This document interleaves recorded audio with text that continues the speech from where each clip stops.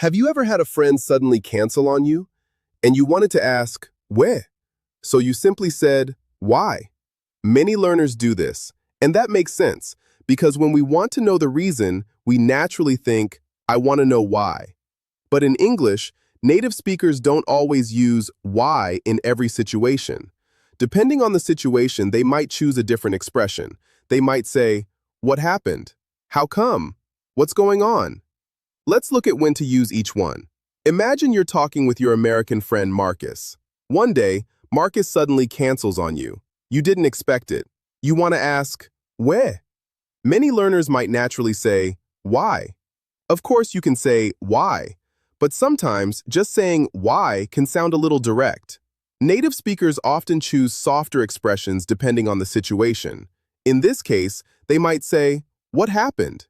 What happened is used when something suddenly changed or something feels unexpected. You're not only asking, why did you cancel? You're trying to understand what happened before this situation.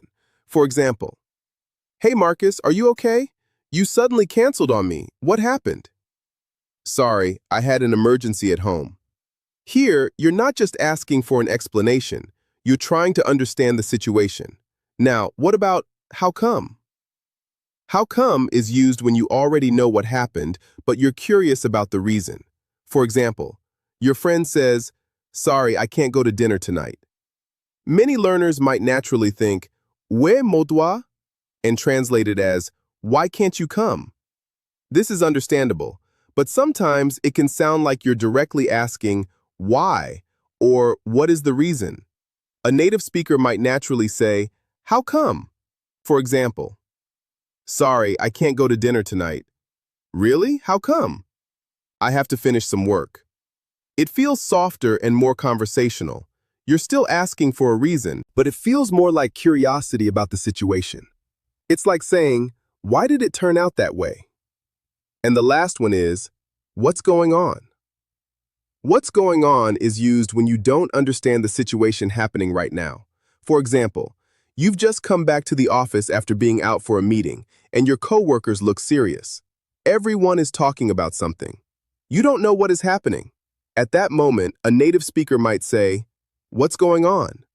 Because you're not asking about one specific reason. You're trying to understand the situation. For example, everyone looks so serious. What's going on? The meeting got moved to this afternoon. You want to know what is happening right now. So here's today's shift in perspective. When Korean learners think 왜, they often translate it directly, and that's understandable, but native speakers choose expressions based on the situation. Let's start with what happened. When something suddenly changed or something feels unexpected, you're thinking, tell me what happened. Now, what about how come?